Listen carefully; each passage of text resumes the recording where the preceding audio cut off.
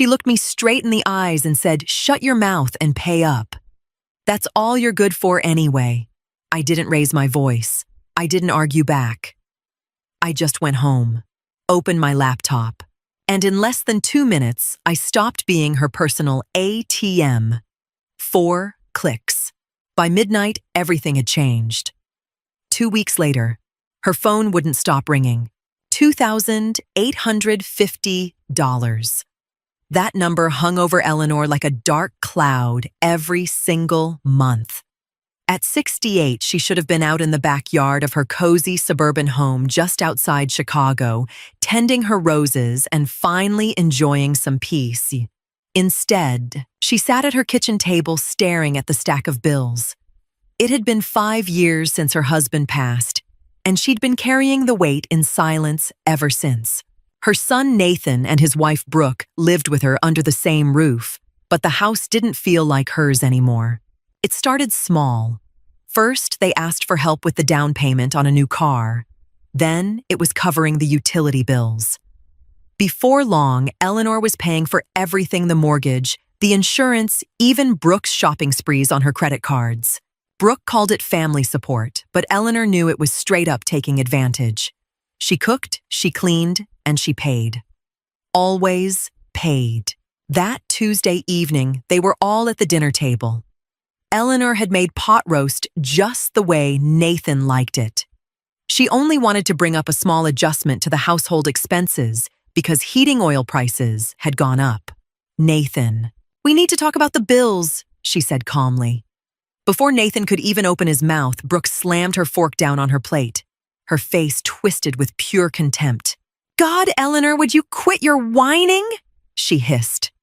Nathan just stared at his food, too embarrassed to look his mom in the eye. He'd become a shell of himself. Brooke leaned in, her voice cold and sharp as broken glass. "Shut your mouth and keep paying. That's the only thing you're still good for in this house. You're the bank, nothing more." 4 seconds of dead silence filled the room. Eleanor counted them in her head the same way she'd counted everything in life, with quiet precision. She didn't feel angry, just a sudden crystal-clear chill in her chest. She stood up without a word, carried her plate to the sink, and rinsed it off. Nathan glanced at her for a split second, but said nothing.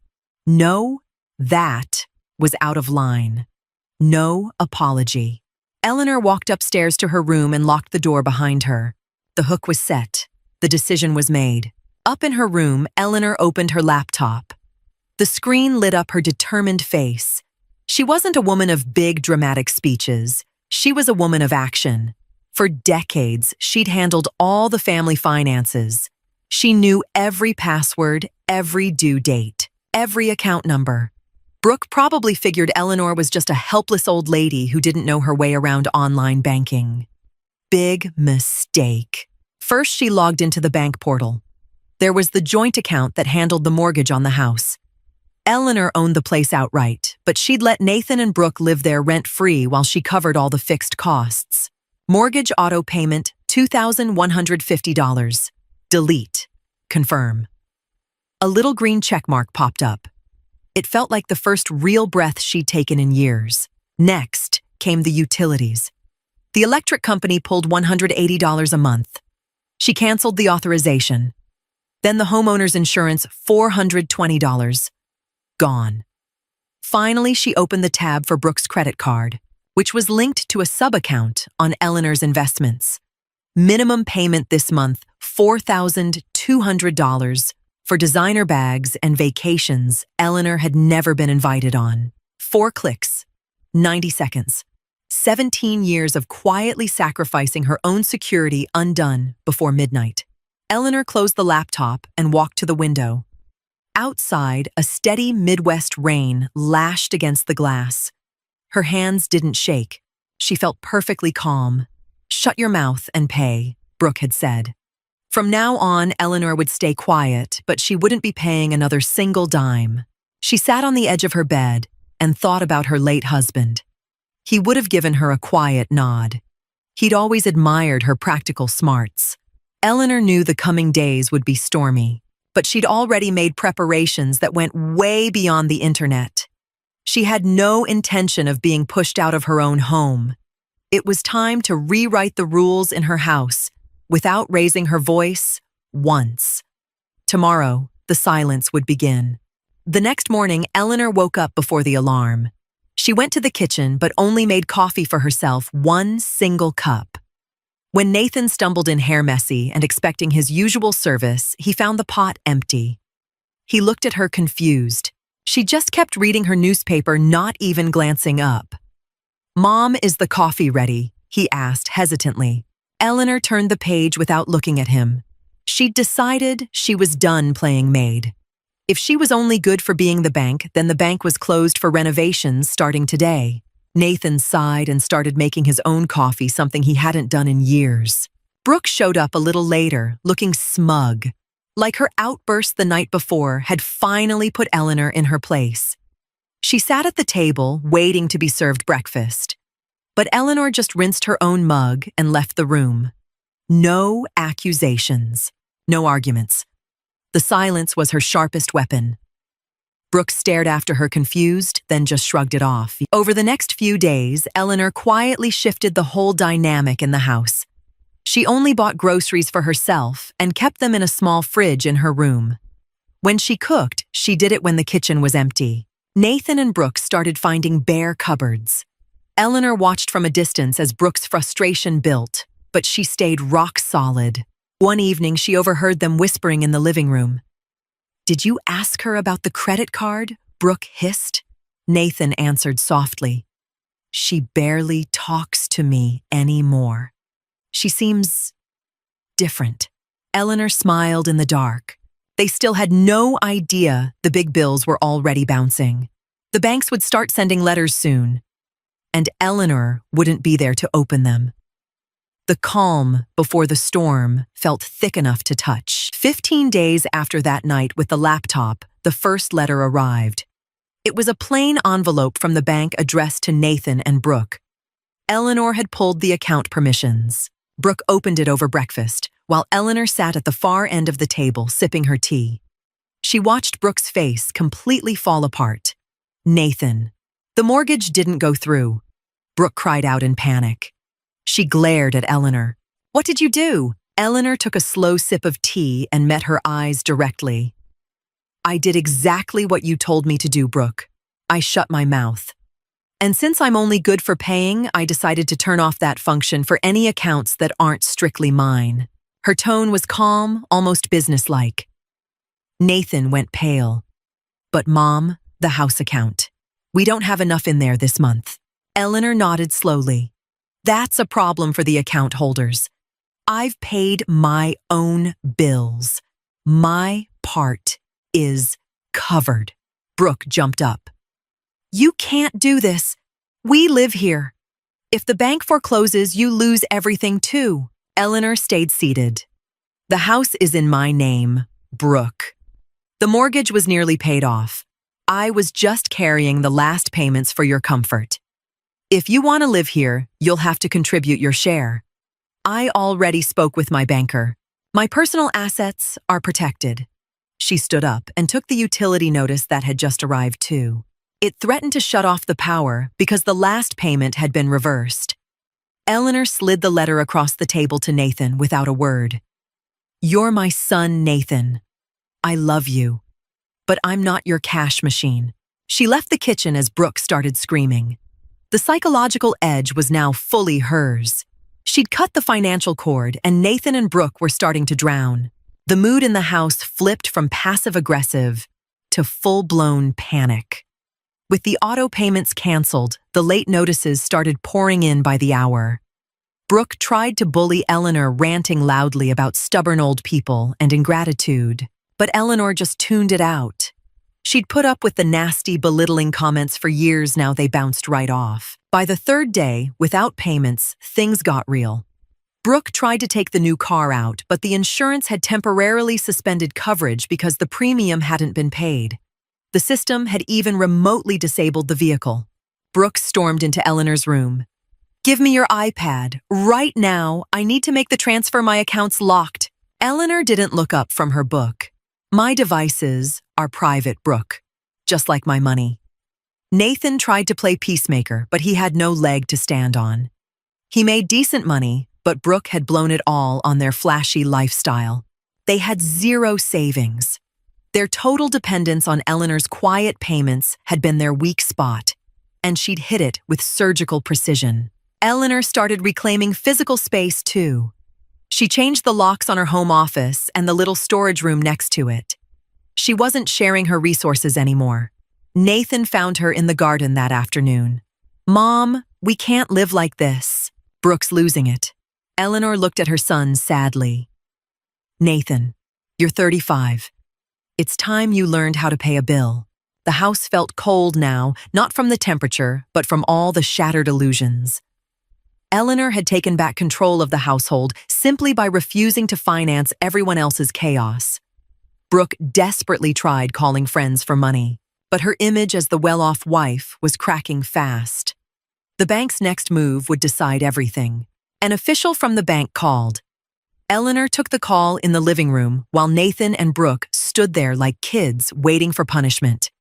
The bank demanded immediate payment of the arrears. Eleanor explained calmly as the owner, "I'll clear the house balance, but I'm permanently revoking the account access for Nathan and Brooke." Nathan breathed a sigh of relief, but Brooke spotted the catch right away. "What about my credit card?" she asked shrilly. Eleanor hung up and looked at her. "Your credit card isn't the house. That $4,200 is your debt, Brooke. I instructed the bank not to cover it from my accounts. You'll have to deal with collections yourself." Brooke's face twisted in rage. "You're ruining my credit. I'll never get another loan." Eleanor stayed completely unfazed. "Maybe that's the best lesson you could learn. You don't spend what you don't have." Nathan tried to step in. "But Mom, can't we just cover it this one time?" Eleanor's gaze hardened. "No, Nathan. If you want to help her take out a loan in your own name, my money stays with me." That was the moment it really hit Nathan. He looked at his wife, who was hysterically yelling at him to do something, then at his mother sitting there with quiet dignity. For the first time, he saw the clear difference between love and exploitation. Eleanor watched as Nathan slowly shook his head. He was starting to understand he had to choose between the woman who used him and the mother who was protecting him. Eleanor went to the kitchen and made herself a simple cup of tea. She'd built her financial wall, and it was solid. The house was safe. Her retirement was safe. Everything else was now in the hands of the people who had treated her so disrespectfully. Brooke threatened to move out. Eleanor just said the door's open, but leave the key on the table. Brooke actually started packing her bags. She was sure Nathan would follow her and that Eleanor would be left alone and helpless. She made a big, dramatic scene in the hallway, throwing clothes into expensive luggage and calling for Nathan. Eleanor sat out on the patio watching the birds. She wasn't afraid of being alone. Alone was better than being disrespected. Nathan stood torn between the two women. He looked at Brooke's suitcases, then at his mother's calm figure. "Are you coming, Nathan?" Brooke shouted. "Or are you staying with this cold-hearted old witch?" Nathan looked at Eleanor. He probably hoped for some sign, some plea for him to stay. But Eleanor didn't give it. She respected his choices enough to let him walk away if that's what he wanted. Brooke, Nathan said quietly, "I can't afford the fancy new apartment you picked out. Not without Mom's help." Brooke laughed bitterly. "Then get a better job. We can't stay in this prison." Nathan looked around the house his mother had cared for with so much love. He saw the cleanliness, the order, the security he'd always taken for granted.